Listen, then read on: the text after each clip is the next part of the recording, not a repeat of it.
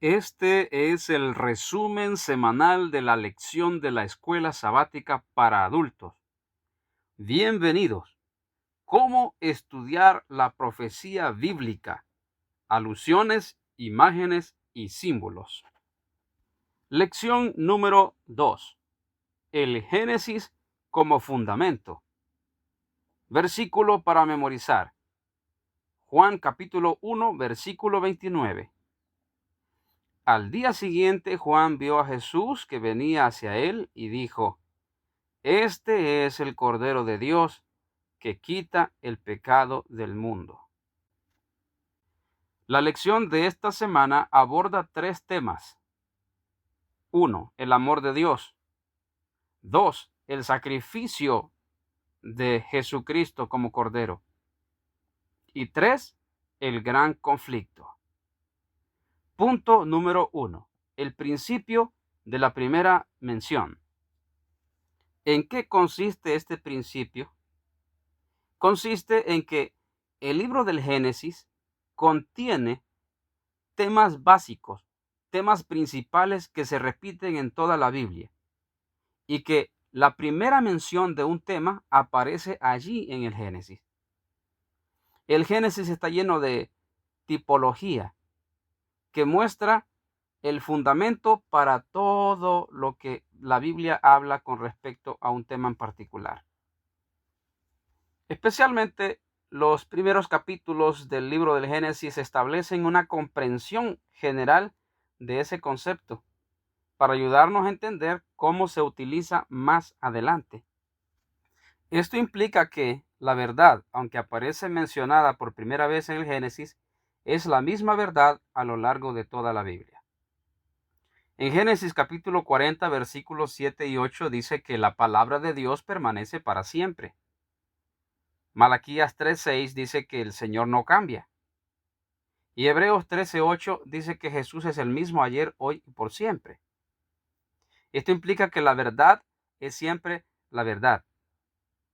Sin embargo, cuando Dios establece esa verdad no cambia de opinión.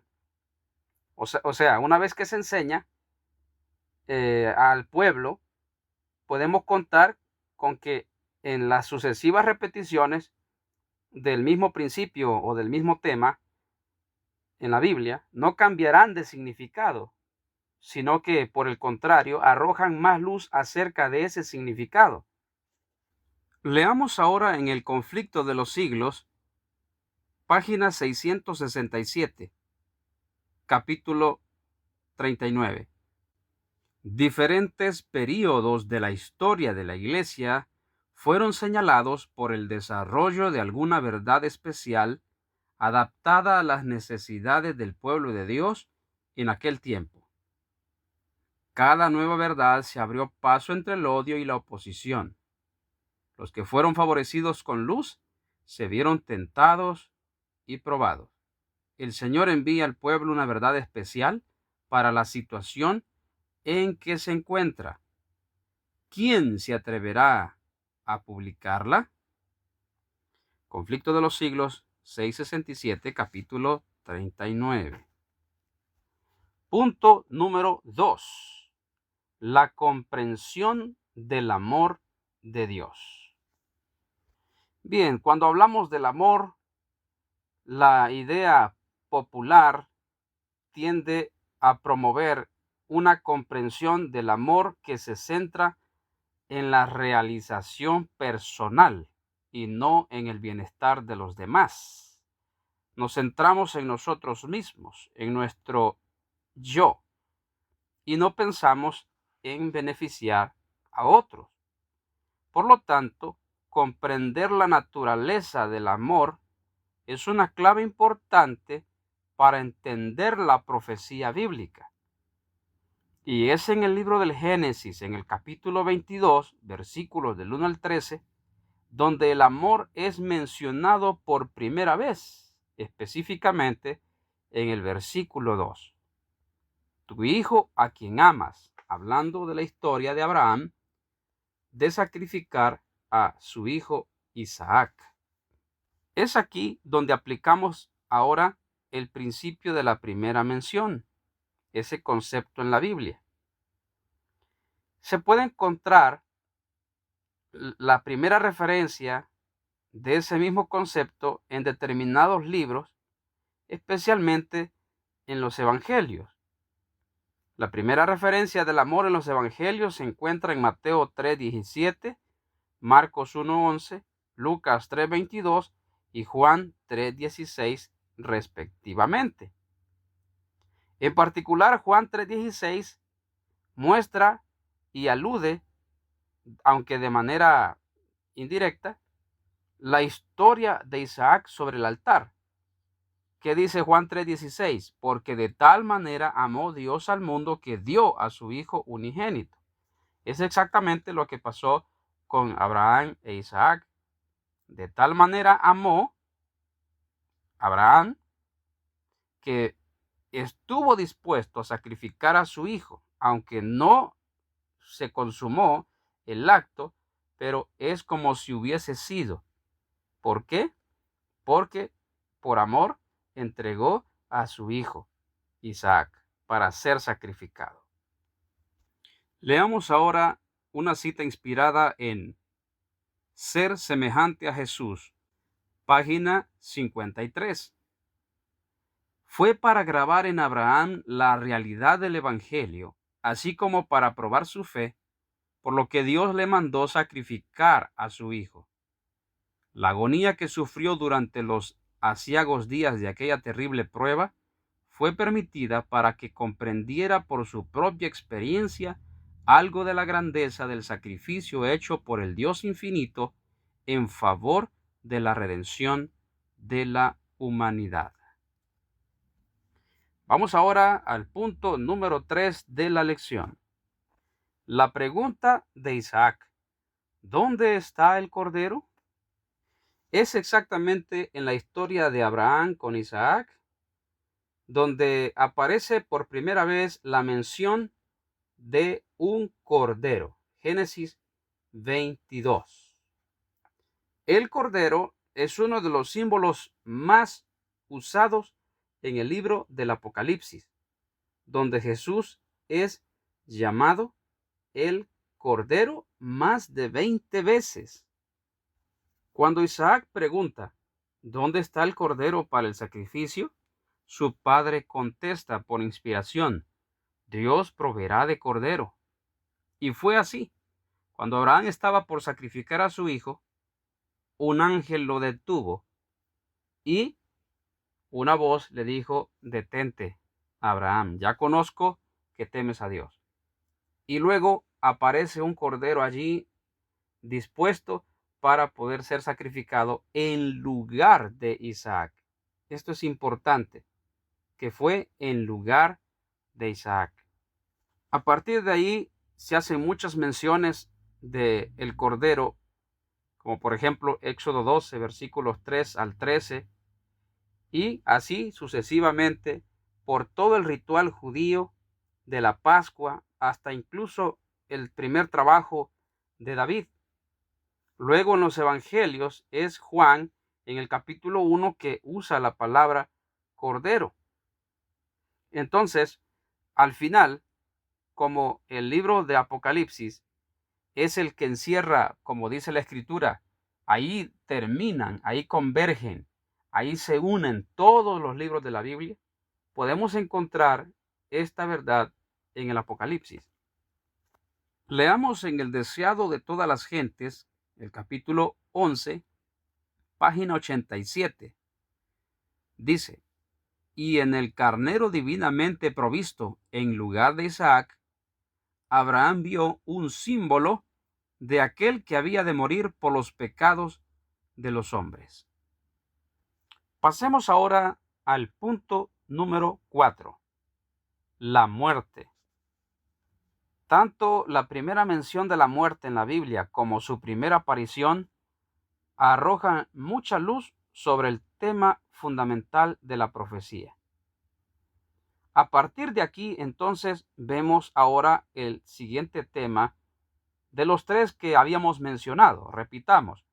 Uno es el amor de Dios, lo que está hablando esta semana. 2 es el sacrificio de Dios. Y 3, el gran conflicto. La primera muerte registrada está en Génesis capítulo 4 y tiene que ver entre estos dos hermanos, Caín y Abel. Vemos que este patrón se repite en el libro del Génesis muchas veces. Empecemos por el capítulo 4 del Génesis. ¿Por qué mató Caín a su hermano Abel? Porque éste no quiso adorar de la manera como lo hacía Caín. Es decir, lo mató, se recuerdan ustedes, porque Abel adoraba de la manera correcta, Caín adoraba de la manera incorrecta. Y Caín se levantó contra su hermano por este punto en particular. Dos hijos dentro de una misma familia, o podríamos decir la primera iglesia en la Biblia. Más adelante vemos en el capítulo 6 del Génesis los hijos de Dios y los hijos de los hombres, la línea de Caín y la línea de Set, que fue el sustituto de Abel. Vemos dos líneas, vemos dos tipos de gente en el mundo. La siguiente mención que aparece más adelante es ahora con la familia de Abraham. Vemos en la familia de Abraham el mismo patrón, problemas y conflictos. Ismael e Isaac. Ismael persiguiendo a su hermano menor, Isaac.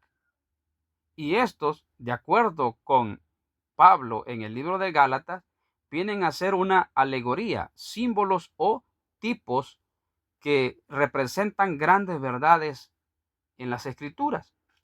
De modo que Ismael viene a convertirse en símbolo del pacto, es decir, con el pueblo judío, e Isaac se convierte en el nuevo pacto, es decir, el cristianismo, los cristianos. Pero eso no termina ahí. Más adelante, en el capítulo 25, vemos que Isaac, ya estando anciano, más bien dicho adulto, ahora él tiene también dos hijos. Su esposa tenía gemelos en su vientre y los gemelos se peleaban dentro del vientre. Vemos ahí dos niños dentro de una mujer. Mujer, como ya vimos la semana pasada, representa una iglesia. En este caso no es un símbolo, sino un tipo. Dos hermanos dentro de una misma iglesia. Dos líneas dentro de una misma iglesia. Si Isaac representa al cristianismo e Isaac era un bebé en los tiempos apostólicos, hoy Isaac es un adulto. De modo que el principio se aplica ahora, el tipo viene a nuestro tiempo. Una iglesia donde hay dos fuerzas opositoras, trigo y cizaña. Finalmente, el libro de Génesis concluye con la historia de José, José y sus hermanos. También conflicto. Veamos la cita inspirada de Testimonios para Ministros, página 46. Hay dos influencias opositoras que se ejercen continuamente sobre los miembros de la iglesia. Una influencia trabaja para la purificación de la iglesia y la otra para la corrupción del pueblo de Dios. Mientras el Señor trae a la iglesia a aquellos que están verdaderamente convertidos, Satanás al mismo tiempo trae a ella personas que no están convertidas. Mientras Cristo siembra la buena simiente, Satanás siembra la cizaña. Ahora volviendo al punto de la muerte, vemos allí a Abel muriendo de una manera injusta. Esto prefigura la muerte de Cristo. ¿Por qué? Porque exactamente Jesús fue asesinado, el justo por el injusto, como en el caso de Abel. ¿Qué muerte pudo ser más injusta que la de Cristo? Vayamos ahora al último punto de la lección, punto número 5, la serpiente.